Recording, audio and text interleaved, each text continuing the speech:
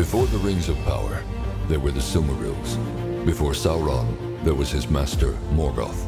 Before Aragorn and Arwen, there was Beren and Luthien. Welcome to Window on the West, where we explore all the ages of Tolkien's Middle-earth, with your hosts, Jonathan Watson, Michael Grumbine, and Dan Coates.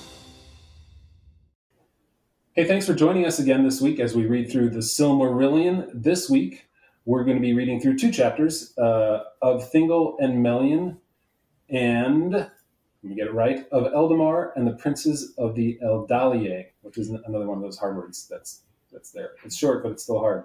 And my name is Jonathan Watson. I'm here from thewondering.com, where you can find a bunch of Tolkien stuff and the complete list of film changes that we still keep up after many years of finding things wrong with Peter Jackson's movies. But hey, that's who I am. That's who we are. So still holding on after all these years. And I'm here along with my co-hosts. I'm Dan Coates. I'm reading the Silmarillion for the first time, and I'm very, very confused. I'm Michael Grumbine. I'm reading the Silmarillion for the 6th time, and I'm not very confused. Well, I'm reading it for the fourth time. I don't know. It depends on if you count listening to it, but I'm still semi confused. So I'm in between, running the gamut on all the confusion of Tolkien's world. So before we jump into it, we like to get back into our fun little game. At least we think it's fun. We'll let you decide. All that is gold does not glitter. And Michael, you have some quotes for us today. So the goal of this is for us to find the Tolkien quote amidst other important quotes, theoretically, from other really smart people, smarter than me at least. So Michael, take it away. Right. So the theme this week is words. So here's 4 quotes from different authors, one of whom, and only one of whom, is Tolkien. So the idea is, let's see if Dan and Jonathan can guess which one. So quote number 1. Broadly speaking, short words are best, and the old words, when short, are best of all. I should have said, actually, before I read. I'm not going to get this. I can already tell you I'm not going to get this. Well, I'll tell you something else. I'm going to pick a Chesterton quote again. That is Dan's superpower. He picks all the Chesterton quotes. And then I will tell you that one of these quotes, I'm hoping that one of you guesses is Tolkien, because it's so not Tolkien that I'm going to have some fun explaining who it is. But okay, so I should have said, I picked this theme because Tolkien, as a philologist, was a deep lover of words. So I figured a theme of words would be appropriate. So quote number 2, what is the good of words if they aren't important enough to quarrel over? Quote number 3, who cannot understand your silence cannot understand your words. And quote number 4, when I use a word, it means just what I choose it to mean, neither more nor less. So one more time, for our audience, so that when people listen to it, they can sort of guess on their own, see if they're right. Quote number 1, broadly speaking, short words are best, and the old words, when short, are best of all. Quote number 2, what is the good of words if they aren't important enough to quarrel over? Quote number 3, who cannot understand your silence cannot understand your words. And quote number 4, when I use a word, it means just what I choose it to mean, neither more nor less. All right. Who wants to go first? Wow. What? Okay. Well, I would be inclined to pick number 1, but then I just read this chapter and there's lots of long words in it, so I don't think that's the one. I'm going to go ahead and pick number 3. I just randomly. Number 3. So who cannot understand your silence cannot understand your words. That's my pick. All right. Yep. I feel like, so number 4, is that a quote from The Lord of the Rings? Is that what something Gandalf says? It certainly sounds like something from The Lord of the Rings, but I could be wrong. And I have been every time so far in this dang game. Okay, so I think if I had to pick, just seeing as Tolkien's a philologist and words are important, I like number 2. What is the good of words if they aren't important enough to quarrel over? But it could be anybody. I mean, that could be Lewis. All right. I feel like the first one sounds more Chestertonian than Tolkienian. Okay, so I'll go with number 2. Jonathan has taken What is over the good word there? Dan's superpower, and he has chosen the Chesterton quote. No. So, Jonathan, you chose number 2. What is the good of words? Amazing. If they aren't important enough to quarrel over, that is a Chesterton quote. Oops. See, again, I did. I'm reading a Chesterton book on the side here, and that's the problem. Excellent. Keep reading those books. Yeah. Makes my job easier. All right. The first quote, broadly speaking, short words are the best, and the old words when short are best of all. That is Churchill, Winston Churchill. And Dan is correct. The third quote is Tolkien. No way. Sway.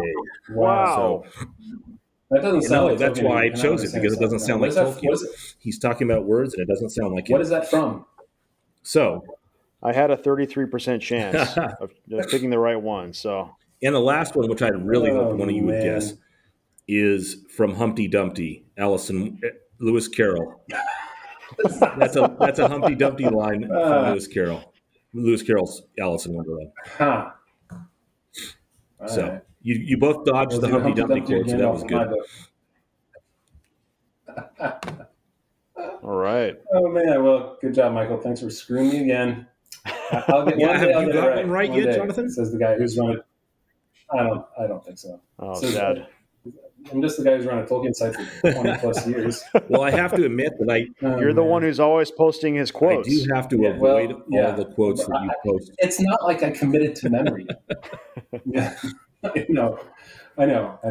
Yeah, you can follow at Torc, Torc on Twitter, and we tweet a nice little Tolkien quote or Tolkien-related quote every day. And it's not like I do it every day. I mean, I've set it up so I don't have to think about it. It happens automatically. But I have picked them all out over the years as a whole list of quotes that I've got. But, I know you have a lot of quotes because the other day you had a glitch, and they were all posting about a minute apart. Well, I looked down at my phone, and I had like 47 notifications. I was updating the website, and it happened when I imported a bunch of stuff. It happened to everything in the world. Anyway, all right. So let's get into of Thingol and Melian, which it's kind of a weird place because it almost seems a little bit out of place when it comes to where we are in how the Val Quenta is written or how it was put together. Quenta Silmarillion, but it's really short. So we like to start with Dan's Big Thought, which is interesting here, his big thought, because it's really short. So what's your big thought on a really short chapter? My big thought on this chapter is love makes you do very stupid things. And it's just very interesting to me that Elwë, he goes off and he's hanging out in the forest. He's heading out to go see Finwë, right? If I'm keeping up with the names, I have no idea. Yeah, amazing that you're actually... I'm doing so good so far, I think. And then he runs into Melian. And I think Tolkien even says he forgot all of his purpose. He forgot everything that he was thinking, everything he was doing.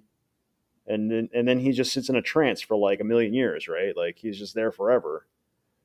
So I thought it was very interesting. Yeah, the line is, then an enchantment fell on him, and he stood still, and afar, off, beyond the voices of the Lomelindi, he heard the voice of Melian, and it filled all his heart with wonder and desire. He forgot utterly all his people and all the purposes of his mind, and following the birds on the shadow of the trees, he passed deep into Nan Elmoth and was lost.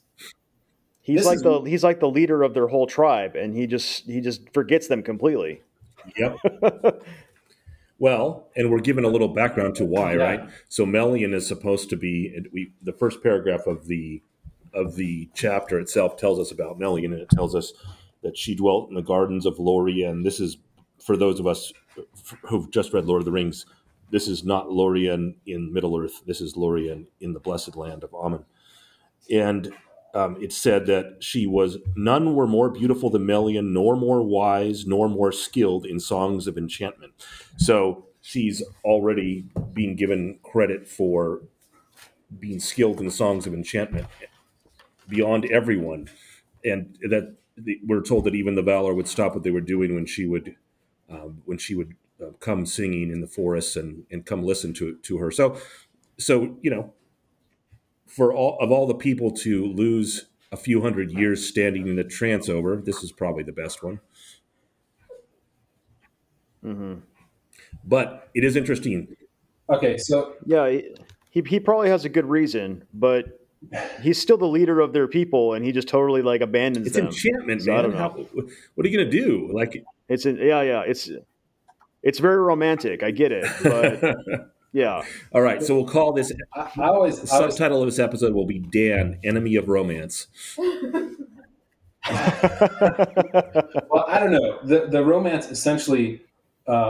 I don't know how long do we ever. I'm not sure if you can figure out how long he stood there. But the trees of Nan Elmoth grew tall and dark before they spoke any word. I mean, he was there for years. So the enchantment wasn't just we sat here and the moonlight was pretty, and we looked into each other's eyes and we got up and left. No, they were there for years and got older, and eventually they came back. What's the line when he says?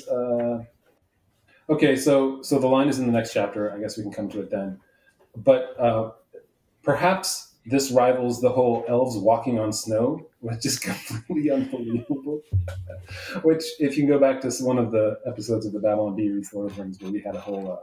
we had an entire episode of lengthy discussion about whether it was proper to have elves walking on snow the way it's depicted. This seems like, I mean, I understand that Melian is supernatural in that way. And so the spell or the power that she lent on him, which as we get into the full tale of Thingol and Melian down the road, like there's the girdle of Melian and the power that she exudes or that she lends to the land in order to keep them safe is part of the grand tale of the Silmarillion. But here, I don't think I ever took the time to read it like we did this week, where I realized, man, that was I mean, they could have been there 100 years. Who knows? Well, and or 100 years. I think you're right, and I think that the text actually gives us some clue that they were there quite a long time because of what happens between their Elwë's people looking for him, Thingol's people looking for him. And, the fate of his Sindar are actually tied into the fact that he's standing there for so long, so many years. 2 full trips of the moving island, as it turns out. So that's a good point. How long does that take? With a lot of time in between the 2 trips of the moving island, in which Ulmo is trying to convince the rest of the Valar to let the elves stay in Middle-earth that are left. And then he gets overridden and he goes back for the trip number 2. And all that time, Thingol is still sitting there under enchantment. So probably many, many years.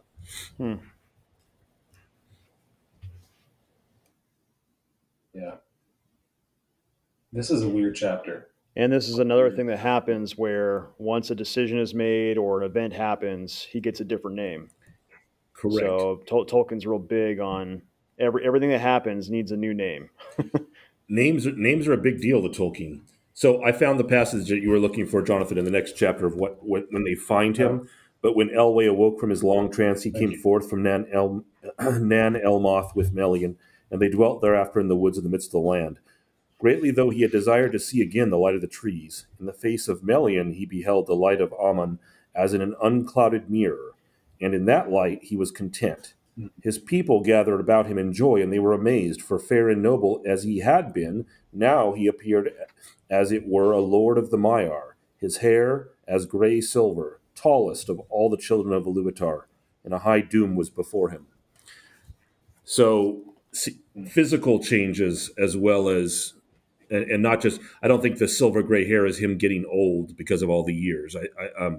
He's now fair, he's now tall, the same as, a probably exaggerated effect, similar to what we see in the Lord of the Rings with Pippin and Merry. They actually grow taller under the enchantment of the waters of Fangorn, and so here we have an enchantment which appears to make a Lord of the Elves even taller. So, among other things, yeah, certainly, perhaps that harkens to the line in this chapter where Tolkien wrote, "Great power Melian lent to Thingol, who was himself great among the Eldar." So in the power that she has, perhaps what was the line that was He beheld the light of Aman as... There was no one more. But the line is, there were none more beautiful than Melian, nor more wise, nor more skilled in songs of enchantment. So beauty, wisdom, and songs of enchantment. Yeah. It's high. Yeah. But in a sense, right, she had to fall under the enchantment of Thingol as well, because she stood there, she spoke no word, and being filled with the love, sorry. Let me retract that. But she spoke no word and was under an enchantment in a sense as well. Right, which is interesting. He never goes into the reason why she's smitten with him. Yeah. Right. Yeah. So let's move on to the second chapter that we're going over today of Eldamar and the Princes of the Eldaliē, which gives us the joyful opportunity to hear another one of Dan's Big Thought. My big thought on this chapter is what the heck is going on? There's so many names. I kind of got like the big, the big sweeping narrative of like they all hop on this moving island and they're going to Valinor, and then he comes back and picks up the other guys that got left behind, and they start going, and then they anchor it halfway or pretty close to all the way, and they don't go all the way, but then it starts getting into like the genealogies and all the names, and so-and-so is the sister of so-and-so, and then there's like, all these brothers and all these sisters. There's Galadriel somewhere in there. It gets crazy fast. That's my big thought. Yeah, this chapter feels like sort of like the Book of Numbers from the Bible. Lots of people, lots of names, genealogies, so much to get through that it is. We started off this episode with talking about how confusing the Silmarillion is, and reading this chapter left me really confused the first time, almost like I didn't care about it. And it only gets more interesting, I think, the second, third time you read through this chapter, because you start having an idea of who the characters are, rather than trying to figure out who all the names are and just even to pronounce them at this time. So, yeah, the confusion is real in this chapter. Yep, I agree. I think we should first lay out, or second or third, lay out the order of what happens in this chapter versus before it gets to the part that Dan gets all confused by, and everyone does, and I did too when I read it for the first time. So not just you, Dan.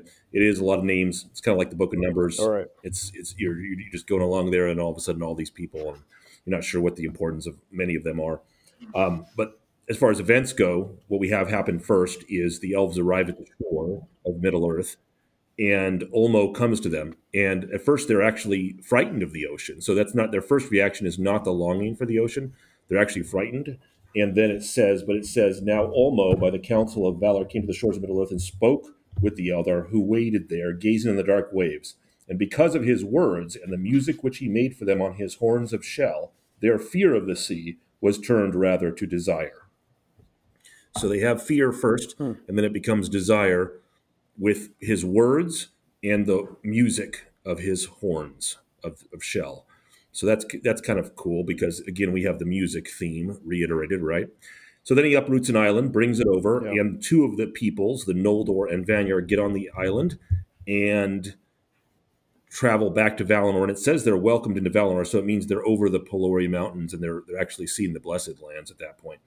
One of the funny things when I was rereading this for the current time with my daughters was we were laughing about how it made a point of saying that the island that Ulmo uproots, when he brings it into the bay so the elves can get on, and then it leaves the bay, a piece of it gets stuck in the bay because it was basically jammed too deep into the shallow waters. So it becomes this permanent island that was broke off. And what we were laughing about was, okay, so when the Noldor and the Vanyar get on the island, they don't know a piece of it's going to get broken off. So did some of them just get left behind when the island broke off and they headed out? So, small logistical issues that Tolkien never. They just backed it up again. Had everyone pile back on. I guess they could just back it up again. Yep. But that island becomes a mainstay of Osse, who's the Maiar, the wild Maiar of the oceans that ends up befriending the elves and teaching them about shipbuilding and stuff. But anyway, so now we've got two peoples of the elves over in Valinor, and then there's a long period of time that passes. It says, I think, many years. When many years had passed, Olmo hearkened to the prayers of the Noldor and of Finwë their king, who grieved at their long sundering from the Teleri, and besought him to bring him to Aman if they would come. So finally he agrees to, and the island comes back for trip number 2, but only some of the Teleri get on the boat / island, because the rest of them are looking for their king, Thingol. And they're very sad about the fact that the island leaves without them for the second time. So, and then Thingol shows up, and with Melian and his people. And so you have the elves on one side of the sea and the elves on the other side of the sea, essentially. What's funny also is that in that moment, we have our first, I think it's our first mention of Cirdan the shipwright, who is a character still alive at the time of the Lord of the Rings. So he's thousands and thousands of years old. I noticed that as one. It turns out. And Audible convinces him and his people, so I have to stay on the shores of Middle-earth. And they do not get on the island even the second time. And they were called the Falathrim. The Falathrim. So I think we might have an image from the last podcast we were doing, which has the different peoples of the elves. So I have to make an edit to it to add the Falathrim. And so we'll get an updated image of the various peoples of the elves split into 3 groups and where they all ended up. But anyway, so Cirdan never sees the light of the 2 trees, apparently. He's back on Middle-earth side and never goes. But now when Audible is trying to get the Teleri to stay, I think you mentioned that. Is he doing that just purely for his own selfish reasons, or does he think that the elves have some role to play in Middle-earth? It doesn't say, right? Like in terms of like grander purposes. It doesn't say. Oh, maybe it does. Hold on. The part that I did read, it made it sound like he just was going to miss their singing so much that he just convinced him to stay. But I'm like, that's kind of mean. Like, just let him go see the trees, man. That's right. But that fits Audible, right? Audible was the one that Melkor almost convinced to come to the dark side back in the beginning, and he was. Oh, that's right. And he's wild and dangerous, and he seems like the sort of Maiar that's very tempestuous. He's independent. Yep. Independent-minded and tempestuous. Yes. Yep, and to support what you were saying, Dan, it says, and this is the Audible now, and he was ill pleased that the voices of the Teleri should be heard no more in his domain. Some he persuaded to remain, and those were the Falathrim, the elves of the Falas, who in the after days had dwellings in the havens of Brithombar and Eglarest, the first mariners in Middle-earth and the first makers of ships. Cirdan the shipwright was their lord. So first ship makers, and then after convincing Cirdan and the Falathrim to stay, the island takes off for the second time, and immediately Audible goes with the island, which I also thought was hilarious. He's like, "Stay here, guys." So the island goes across for this. He's got the boom box, and he's not letting him. Yeah, the Footloose theme starts playing. Yep, exactly. Yeah. So the second time the island travels back, though, it doesn't go all the way. It stops very close to Valinor, but with a small sea still between, and that's where it becomes Tol Eressëa, the Lonely Isle, and the Teleri who made the voyage for the second trip stay on that, and that leads us to what you were saying, Jonathan, about how then the Valar made a gap in the mountains, the Pelori Mountains, so that the light of the 2 trees could shine on that island, even though it was out in the ocean, and so one side of the island becomes green and beautiful from the light of the trees, and then the elves then build. They make a hill, actually. I was rereading that. The hill Tuna didn't exist. The elves made it. Right, and then they built a city on it, Tirion, and we get the second mention of Ingwe, the High King of all the elves and the Lord of the Vanyar. The least mentioned elven peoples of all. They do resist Morgoth or Melkor's temptations quite effectively, but yes, they like to stay where they are. And another quote that stood out to me in this chapter is actually the last sentence of the whole chapter. That's this. For all living things that are or have been in the kingdom of Arda, save only the fell and evil creatures of Melkor, lived then in the land of Aman. And there also were many other creatures that have not been seen upon Middle-earth, and perhaps never now shall be, since the fashion of the world was changed. Weird sentence, because to me, if I read this right, it's saying that all living things lived in Aman. For all living things that are or have been in the kingdom of Arda lived then in the land of Aman. And that there are many creatures that live in Aman that never made it over to Middle-earth either, so that you have creatures, dinosaurs, I don't know, that never actually appeared in Middle-earth at all anywhere. So I read that passage a little differently than you did, Jonathan. What I thought it was referring to was how Celegorm, who's one of the sons of Fëanor, one of the 7 sons of Fëanor, how he got the great knowledge of birds and beasts. And it's trying to explain that he knows all the languages of birds and beasts, even the ones in Middle-earth, because all the creatures that were living in Middle-earth also lived in Aman. That's the way I read it, except for the fell creatures of Morgoth. And so you have, in the Venn diagram of animals of Aman and animals of Middle-earth, you have a large overlap in the middle of the Venn diagram, which is the regular animals of Middle-earth, which are also in Aman. But then you have a piece of the Venn diagram which is only in Aman, which is the things that have never been seen before that you mentioned. And then there's a piece of creatures that are only in Middle-earth, which are the Morgoth's beasts. So that's the way I read it. I don't know if that's right. Okay, so I see what you're saying. So for all living things that are or have been in the kingdom of Arda, save only the fell and evil creatures, lived then in the land of Aman. So they were all there, but somewhere in Middle-earth, but everything possible was there. I can see that. I mean, I guess I could see how I read it that way, but I think that would make more sense to me now too. Yeah. I think it could be read both ways. That is interesting. And when I was reading it with my daughters, we were also kind of chuckling over the fact that, so there were never any flowers before. So how did the trees go from seeds to flowers in Nan Elmoth? So how do they go from seeds to full trees? I mean, and so, technically, I don't think he's making a botanical statement that there were no flowers. I think he's referring to the fact that because technically the flower is there for the procreation of plant life. But I do think he would say that there was no that maybe the transition from seed into tree would have been something different from what we have now, which would involve something beautiful like the flowers.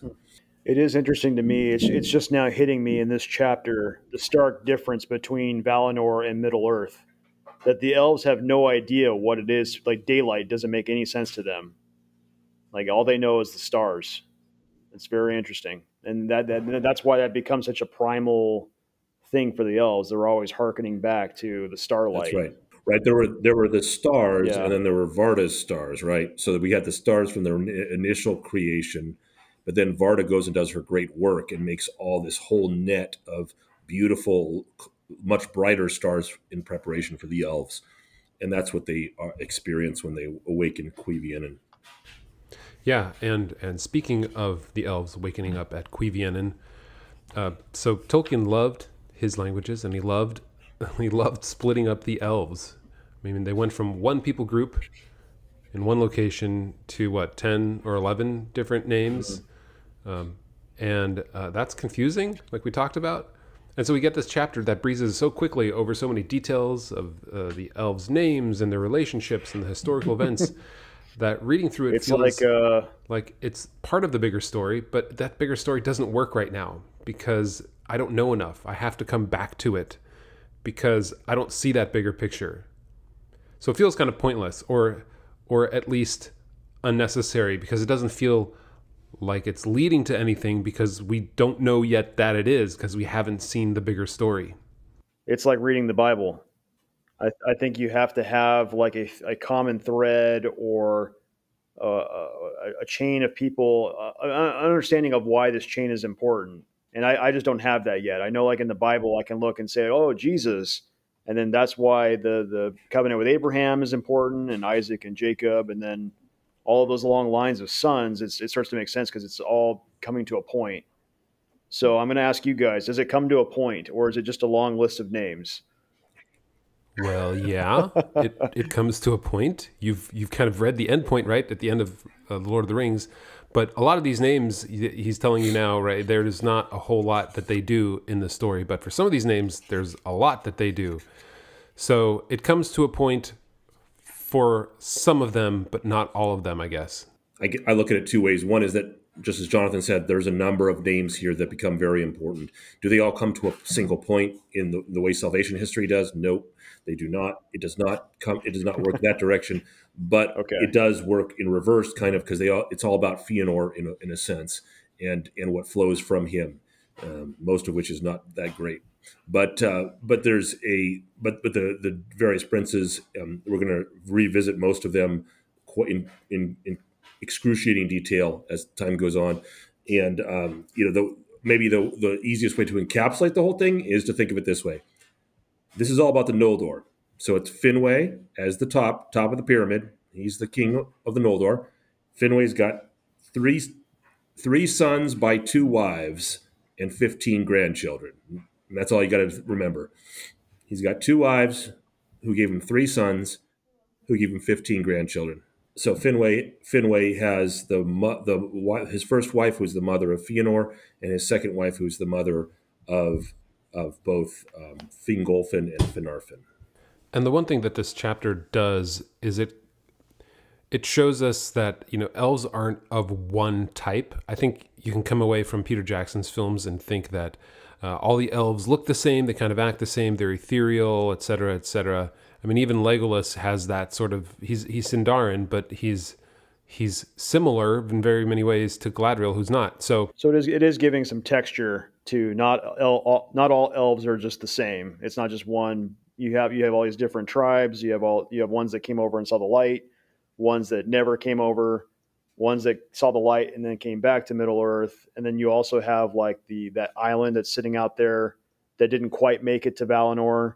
And so you have a sundering of their languages there. So there's all these different types of elves that they're not all the same. They're not all interchangeable. And you are getting these genealogies. I can see how, if I keep reading, maybe those will make more sense. Yeah, but despite all the names, I think the one that you should remember most and think of the most is Fëanor, because everything he does cascades down into the destruction and despair that we'll see in the rest of the Silmarillion. Yeah. So maybe put a bookmark on this page 60, and then as I go forward, I can flip back. Oh, okay. Okay. Well, what's interesting, too, is we find out that he's only called it twice, I think, but Fëanor's first name is not Fëanor. He was originally named Cúru Finwë, but his mother named him Fëanor. Makes it even more confusing because it's both a C name and an F name. So as we close out this chapter, I just wanted to bring up the second to the last paragraph of the chapter, which talks about the Vanyar and how the Vanyar, they lived with the other elves and then they moved on. Like they just decided to stick around Taniquetil. Yeah, and they abode thereafter at the feet of Manwë. So this is kind of almost the last we hear of them, right? Well, it is interesting that the Vanyar, after living with the other elves for a while, they go back into Valinor. So they stop living in the city of Tirion on the hill of Tuna, which is within sight of the island, the lonely isle of Tol Eressëa.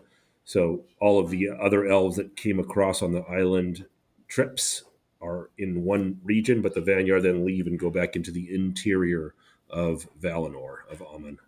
And are little heard from again. Most of our tale in this book is about the Noldor. Yeah, and that's where the chapter leaves off, right? With Fëanor and his sons seldom abode in one place for too long.